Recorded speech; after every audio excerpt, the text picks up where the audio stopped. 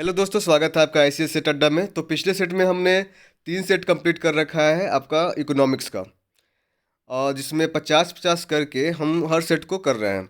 आपको पता है कि बिहार शिक्षक भर्ती जो कि आपको 15 और 16 मार्च को होने वाली है, उसका समय बहुत नज़दीक आ चुका है। तो आपको ज़रूरी है जितना से ज़्यादा हो सके आप क्वेश्चन को प्रैक्टिस करें, ताकि आपको एग्ज़ाम में होने वाली दिक्कत समस्या को दूर किया जा सके। आपका जो टाइम मैनेजमेंट है और क्वेश्चन का जो कन्फ्यूजिंग चीज़ें होती है वो आपको ख़त्म हो सके। तो दोस्तों, ये जो आपका सेट चल रहा है ये द ऑफिसर एकेडमी का सेट है। और इसके अलावा हमने आप हिस्ट्री का, ज्योग्राफी का, पॉलिटी का, साइंस में फिजिक्स, केमिस्ट्री, बायो, ये सारे सेट करा रखा है। अगर अभी तक आपने देखा नहीं है तो आप जाके प्लेलिस्ट में जाके चेकआउट कर सकते हैं, वहाँ पे आपको सारे वीडियो देखने को मिलेंगे। उसके अलावा आपको करेंट अफेयर्स चल रहा है एडुटेरिया का, वो भी आप देख सकते हैं, क्योंकि आपको पता है कि करेंट अफेयर्स जो होता है इसका बहुत बड़ा पोर्शन होता है एग्जाम में। ठीक है। तो दोस्तों, अगर अभी तक आपने सब्सक्राइब नहीं करा है चैनल को, सब्सक्राइब कर लें और वीडियो को लाइक करते जाएं। और बेल आइकन दबाना बिल्कुल ना भूलें, क्योंकि देखिए जब भी सेट आएगा पर डे हम लोग 4-5 सेट डाल रहे हैं, ताकि आप लोग को एग्ज़ाम के पहले एक अच्छा खासा तैयारी हो सके। तो आप बेल आइकन को ऑन कर लें ताकि आपको टाइम टाइम टू नोटिफिकेशन आते रहें। चलिए दोस्तों, तो शुरू करते हैं। आज का जो क्वेश्चन होने वाला है, क्वेश्चन है कि निम्नलिखित में से उस उद्योग का चयन करें जिसमें माल का उत्पादन उत्पादक के घर में होता है। तो इसका राइट आंसर हो जाएगा कुटीर उद्योग। किसका? कुटीर उद्योग होता है। चलिए, अगला सवाल है आपका। निम्नलिखित में से किस प्रकार की अर्थव्यवस्था में व्यक्तिगत स्वामित्व वाले उत्पादन के कारक हैं? तो ये आपका पूंजीवादी। किसके? पूंजीवादी है। चलिए, अगला सवाल देखेंगे। अगला सवाल है कि कार्गो सेवा सेवा क्षेत्र की गतिविधियों का एक हिस्सा है। तो किसका है ये? तृतीय का। किसके है? तृतीय का। चलिए, अगला सवाल देखेंगे। अगला सवाल है कि भारतीय अर्थव्यवस्था को सबसे उचित रूप से अर्थव्यवस्था के रूप में वर्णित किया जा सकता है। तो जब उनका, हाँ, मिश्रित में आपको वर्णित किया जा सकता है। चलिए, अगला सवाल देखेंगे कि भारतीय अर्थव्यवस्था है, तो आपको पता है कि भारतीय अर्थव्यवस्था क्या है? चलिए, ऑप्शंस में देख लेते हैं पहले क्या दिया हुआ है। ऑप्शन में दिया हुआ है मिश्रित अर्थव्यवस्था। क्या है? मिश्रित। ना हम लोग क्या बोलते हैं, पूंजीवादी है ना समाजवादी, दोनों का मिश्रण है, मिश्रित अर्थव्यवस्था हम लोग का है। ठीक है। चलो, अगला सवाल है कि संयुक्त क्षेत्र की संकल्पना से अभिप्रेत है। तो किसकी अभिप्रेत है? देखिए यहाँ पर दिया ऑप्शन में, सार्वजनिक क्षेत्र और निजी क्षेत्र की उद्योग के बीच सहयोग। ए नंबर इसका राइट आंसर हो जाएगा। चलिए, अगला सवाल देखेंगे।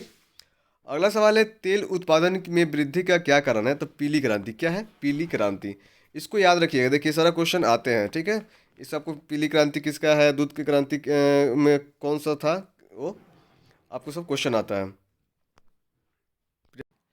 जैसे दोस्तों, भूरी क्रांति आपका हो गया उर्वरक से हो गया, लाल क्रांति जो हो गया टमाटर और मांस वगैरह से हो गया। तो ये सारे क्वेश्चन आते हैं, आप इसको देख लीजिएगा। ठीक है।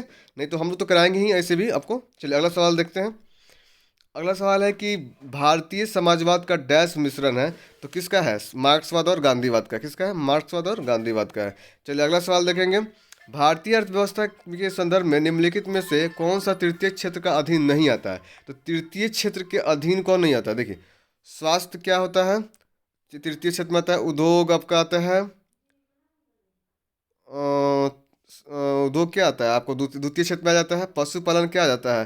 पहला, और कृषि पहला में आ जाता है। ठीक है। तो स्वास्थ्य भी आपका क्या आ जाता है? ये सेवा होता है, यदि नहीं है। देखिए, इसका राइट आंसर आपका हो जाएगा ई नंबर हो जाएगा। ठीक है ना, क्या कि ये सब एक और दो में ही कंप्लीट हो जा रहा है। चलो, अगला सवाल देखेंगे। निम्नलिखित में से कौन सा विभाग भारत के जीडीपी की गणना करता है? तो भारत की जीडीपी जो होता है कौन करता है? देखिए यहाँ पे दिया है, केंद्रीय सांख्यिकी कार्यालय करती है। इसकी राइट आंसर क्या हो जाएगी? सी नंबर हो जाएगी। चलिए, अगला सवाल देखते हैं।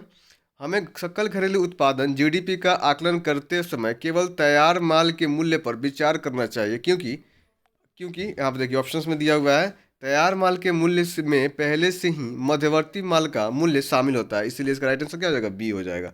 चलिए, अगला सवाल देखेंगे कि सकल घरेलू उत्पाद निम्न में से किसका कुल्य मूल्य है? तो देखिए, इसका राइट आंसर क्या हो जाएगा? इसका राइट आंसर हो जाएगा यहाँ पे देखिए डी नंबर में दिया हुआ है, एक विशिष्ट वर्ष के दौरान उत्पादित सभी अंतिम उत्पादों का एवं सेवाओं का। इसका राइट आंसर क्या हो जाएगा? डी नंबर हो जाएगा। चलिए, अगला सवाल देखेंगे कि हिंदू वृद्धि दर नामक शब्द किसने गढ़ा था, जिसे भारतीय अर्थव्यवस्था में निम्न वृद्धि दर वाली अवधि के रूप में संदर्भित किया जाता है? तो इसका राइट आंसर हो जाएगा राजकृष्ण। क्या? राजकृष्ण हो जाएगा। अगला सवाल है कि निम्नलिखित में से कौन सा क्षेत्र भारत की जीडीपी में सर्वाधिक योगदान देता है? तो देखिए, भारत की जीडीपी में जो सबसे ज़्यादा योगदान देता है वो क्या देता है? तृतीय क्षेत्र देता है, सेवा का क्षेत्र जो होता है। सी नंबर आपका राइट आंसर हो जाएगा। ठीक है। चलिए, अगला सवाल है, कौन सा सरकारी संगठन भारतीय प्रतिभूति बाजार में सक्रिय सभी निवेशकों का प्रमुख नियामक है? तो क्या है? सेबी। क्या है इसका राइट आंसर हो जाएगा? सेबी। चलिए अगला सवाल देखेंगे कि सकल राष्ट्रीय उत्पादन, जिसको हम लोग बोलते हैं ग्रॉस नेशनल प्रोडक्ट, से अमूल्य घटाने पर प्राप्त राशि को क्या कहा जाता है? तो इसे क्या कहा जाता है? तो ये कहा जाता है शुद्ध राष्ट्रीय उत्पाद। क्या कहता है? शुद्ध राष्ट्रीय उत्पाद। अगला सवाल है कि नेट नेशनल प्रोडक्ट NNP क्या है? तो आपको पता है जो NNP है, ये है NNP equal to GNP minus मूल्यह्रास, जो होता है डिप्रेक्शन होता है। ठीक है, इसका राइट आंसर हो जाएगा सी नंबर। अगला सवाल है आपका कि भारत में राष्ट्रीय आय की गणना किसके द्वारा की जाती है? तो ये किसका के द्वारा किया जाता है? ये दोस्तों इसका राइट आंसर जो हो जाएगा ना आपका, हो जाएगा सी नंबर। केंद्रीय सांख्यिकी संगठन जो होता है ना, इसके द्वारा ही आपको CSO जो है बोलते हैं इसको, ये इसी के द्वारा भारत राष्ट्रीय आय की गणना किया जाता है। तो इसका ऑप्शन ई दिया है, लेकिन इसका राइट आंसर क्या हो जाएगा? सी नंबर आप मारिएगा। ठीक है, चलिए अगला सवाल देखेंगे। भारत में राष्ट्रीय आय की गणना का पहला प्रयास किसने किया था? पहला गणना का पहला प्रयास किसने करा था? तो इसका राइट आंसर हो जाएगा दादा भाई नौरोजी। बी नंबर इसका दादा भाई नौरोजी ने। चलिए अगला सवाल देखेंगे। अर्थशास्त्र में NDP का पूर्ण रूप क्या है? तो नेट डोमेस्टिक प्रोडक्ट है। नेट डोमेस्टिक प्रोडक्ट है। नेट बी नंबर इसका राइट आंसर हो जाएगा। चलिए अगला सवाल देखेंगे। Container corporation of India, container corporation of India है तो क्या है ये इसका राइट आंसर हो जाएगा आपका, देखिए यहाँ पर दिया हुआ है रेल मंत्रालय के अंतर्गत नवरत्न PSU है। ठीक है, डी नंबर इसका राइट आंसर हो जाएगा। चलिए अगला सवाल देखेंगे। अगला सवाल, भारत में राष्ट्रीय आय की को किसके पदों में मापा जाता है? तो इसका राइट आंसर हो जाएगा बाजार मूल्य पर शुद्ध राष्ट्रीय उत्पाद। ए नंबर इसका राइट आंसर हो जाएगा। चलिए अगला सवाल देखेंगे कि डैश में भारत के सभी बड़े उद्योगपतियों ने देश की एक नियोजित अर्थव्यवस्था की स्थापना हेतु एक साथ मिलकर संयुक्त प्रस्ताव तैयार किया था। तो कब किया था? 1944 में। कब किया था? 1944 में। ठीक है, चलिए अगला सवाल देखेंगे कि भारत में प्रवाही योजनाएं जो होती है लागू किया जाने के समय भारत के प्रधानमंत्री कौन थे? तो प्रवाही योजना जो था उस समय भारत के राजधानी, देखिए प्रधानमंत्री कौन था? मोरारजी देसाई थे। कौन? मोरारजी देसाई। डी नंबर का राइट आंसर हो जाएगा। चलिए अगला सवाल है आपका कि सरकारी एजेंसी NDC का पूर्ण रूप क्या है? तो नेशनल डेवलपमेंट काउंसिल है। क्या है? National development council. B number इसका क्या हो जाएगा? राइट आंसर हो जाएगा। चलिए अगला सवाल है कि स्वतंत्रता के बाद दूसरी पंचवर्षीय योजना 1956-1961 के दौरान जर्मनी के सहयोग से किस इस्पात संयंत्र की स्थापना की गई थी? तो जर्मनी का जो सहायता किया था ना, वो राहुल केला इस्पात संयंत्र में किया था। सी नंबर इसका क्या हो जाएगा? राइट आंसर हो जाएगा। ठीक है, देखिए अगला सवाल है आपका कि स्वतंत्रता के बाद दूसरी पंचवर्षीय योजना जो है 1956 से लेकर 1961 के दौरान जर्मनी के सहयोग से किस इस्पात संयंत्र की स्थापना की गई थी? तो अभी हमने कहा पढ़ा, किसका आंसर है? राउरकेला इस्पात संयंत्र। सी नंबर इसका राइट आंसर हो जाएगा। चलिए अगला सवाल है आपका कि पंचवर्षीय भारत में पंचवर्षीय योजनाओं की अंतिम मंजूरी द्वारा प्रदान की जाती है। तो किसके द्वारा प्रदान की जाती है? राष्ट्रीय विकास परिषद द्वारा। किसके? राष्ट्रीय विकास परिषद द्वारा ये मंजूरी प्रस्ताव होती है। चलिए आगे आगे क्वेश्चन है कि पहली बार किस योजना के तहत निजी क्षेत्र को सार्वजनिक क्षेत्र पर वरीयता दी गई थी? तो ये किस में दिया गया था? आपका राइट आंसर हो जाएगा सातवीं पंचवर्षीय योजना में। ए नंबर इसका क्या हो जाएगा? राइट आंसर हो जाएगा। चलिए अगला सवाल हम लोग देखेंगे। देखिए अगला सवाल दिया है कि औद्योगिक नीति प्रस्ताव 1956 में जिसके आधार पर द्वितीय पंचवर्षीय योजना का सृजन किया गया था में उद्योग को कितनी श्रेणियों में वर्गीकृत किया गया है? तो इसका राइट आंसर आपका हो जाएगा 3 नंबर। कितना? 3 में हो गया था। अगला सवाल है कि कौन सी पंचवर्षीय योजना PC महालनोबिस मॉडल पर आधारित है? तो ये कौन सा है? इसका राइट आंसर हो जाएगा दूसरी पंचवर्षीय योजना। कितना? दूसरी पंचवर्षीय योजना जो है PC महालनोबिस मॉडल पे क्या है? आधारित है। अगला सवाल देखेंगे कि प्रथम पंचवर्षीय योजना का मुख्य ध्यान था कृषि क्षेत्र पर। किस पर था? कृषि क्षेत्र पे क्या था? ध्यान था। चलिए अगला सवाल देखेंगे कि भारत में सूखा प्रवण क्षेत्र कार्यक्रम जो होता है, जिसको ड्राउट प्रोन एरिया प्रोग्राम बोलते हैं, किससे पंचवर्षीय योजना अवधि के दौरान शुरू किया गया था? तो किससे? देखिए किया गया था चौथा पंचवर्षीय योजना। इसका राइट आंसर हो जाएगा बी नंबर। ठीक है, चलिए अगला सवाल है आपका कि भारत सरकार की प्रथम पंचवर्षीय योजना किस मॉडल पर आधारित है? तो ये किसके मॉडल पर आधारित था? इसका राइट आंसर देखिए यहाँ पे दिया हुआ है हेरॉड पे। किस पे? हेरॉड डोमर मॉडल पे। ठीक है, सी नंबर इसका राइट आंसर हो जाएगा।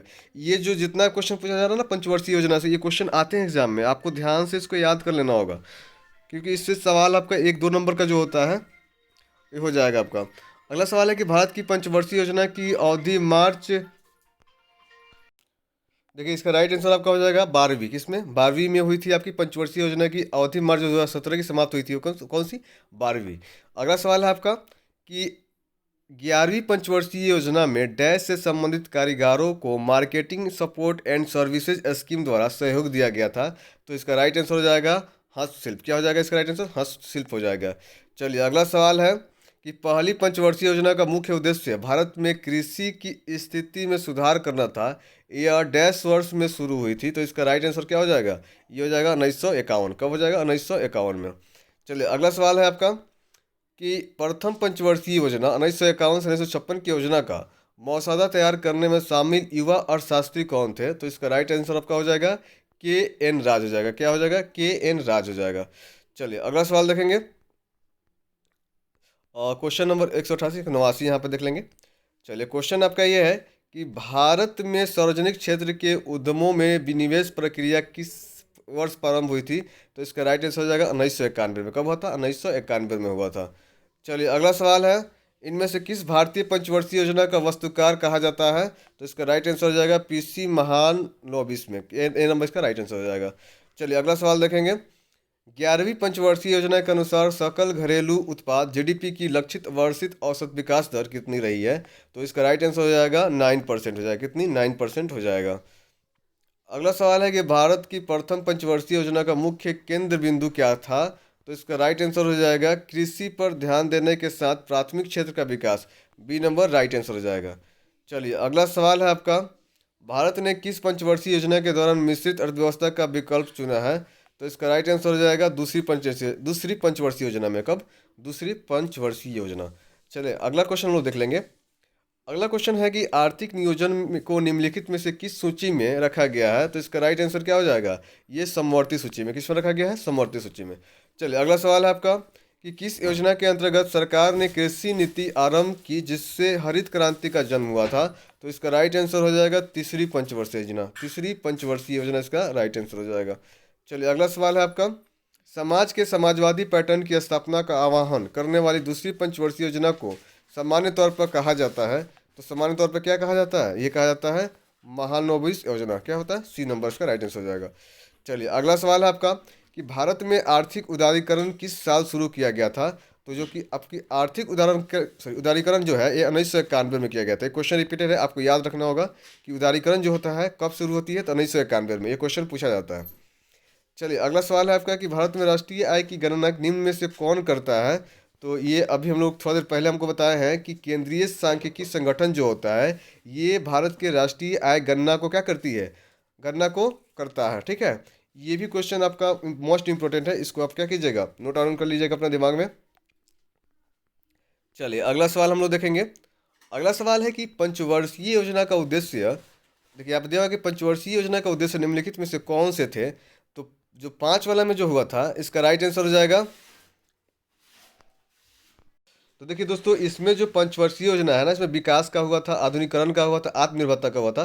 तो आप देखिएगा कि 1 2 3 ना किसी भी ऑप्शन में नहीं हुआ है। तो इसका राइट आंसर आप क्या मारिएगा? ई नंबर मारिएगा। क्या मारिएगा? ई नंबर इसका राइट आंसर हो जाएगा। चले लास्ट सवाल आपका ये है कि भारत में जेंडर विजिटिंग कब शुरू किया गया था? तो जेंडर विजिटिंग कब शुरू किया गया था? तो इसका राइट आंसर हो जाएगा केंद्रीय बजट 2005-06 में। कब हुआ था? केंद्रीय बजट 2005 में, 5 और 6 में। अगर अभी तक आपने हमारे वीडियो को लाइक और चैनल को सब्सक्राइब नहीं करा है तो प्लीज़ लाइक और सब्सक्राइब दोनों कर लें और बेल आइकन को दबाना ना भूलें ताकि आपका नोटिफिकेशन जब भी जाए आपको मिल सके। चलिए मिलते हैं नेक्स्ट वीडियो में।